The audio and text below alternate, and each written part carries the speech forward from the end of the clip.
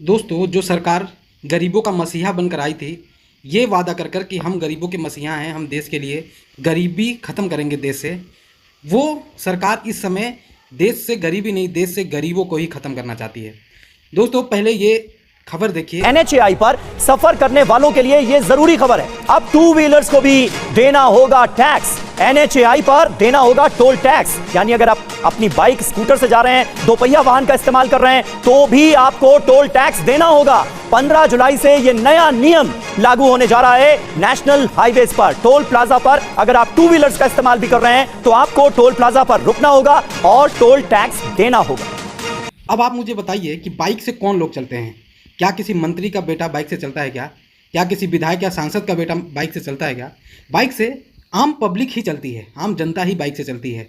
और आप बताइए, NHAI पे अगर कोई व्यक्ति बाइक से ट्रैवल करना चाहता है, दूर जाना चाहता है, एक जगह से दूसरी जगह ड्यूटी करने जाना चाहता है, अब बताइए, अभी तक कार पे ही इतना इन लोगों ने रोड टैक्स इतना ज़्यादा बढ़ा दिया था नितिन गडकरी जी की मंत्रालय ने कि लोगों की हालत ख़राब थी। अब इन्होंने बाइक वालों के लिए भी रोड टैक्स का प्रबंध कर दिया। दोस्तों, ये सब चीज़ें कर क्यों पा रहे हैं, ये भी विचार करने वाली बात है।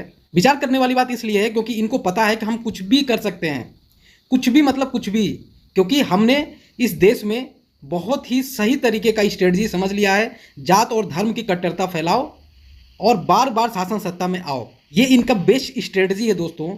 इसलिए ये जानते हैं कि हम हमेशा जीतेंगे, हम कुछ भी कर सकते हैं। हम चाहें तो बाइक वालों से टैक्स लें, हम चाहें तो एजुकेशन पे 18% की GST लगाएं, हम चाहें तो पेन पेपर जैसी चीज़ों पे भी GST लगाएं। ना स्टूडेंट सामने आ पाएंगे क्योंकि वो भी उसी तरीके की एजुकेशन ले रहे हैं।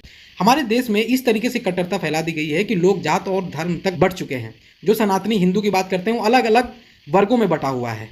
अब बताइए, इस तरीके से समाज का स्ट्रक्चर इन लोगों ने बना दिया है कि लोग डेवलपमेंट की चीज़ें सोच ही नहीं पाते। अगर आप ये सब बातें पूछते हैं सरकार से, तो आपको देशद्रोही ठहराया जाता है। आप बताइए, जब इनसे कुछ सवाल पूछो तो ये 70 साल पहले की बातें करते हैं, जब ये शासन सत्ता में नहीं थे उस समय की बात करते हैं। भाई, आपको इसीलिए लाया गया था कि आप देश में जो करप्शन है उसको खत्म करोगे। आपने वादा किया था कि देश में महंगाई खत्म करोगे।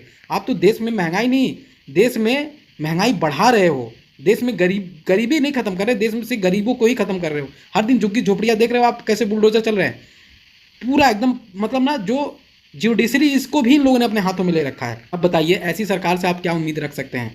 क्या होगा बताइए? अब रोड टैक्स अब बाइक चलाने वाला भी व्यक्ति देगा। वाह भाई, इस तरीके की हालत कर दी है देश की कि अब देश का जनता त्राहिमाम त्राहिमाम कर रही है। भैया, अब तो छोड़ दो, अब तो माफ़ करो, अब तो जागरूक हो जाओ यार।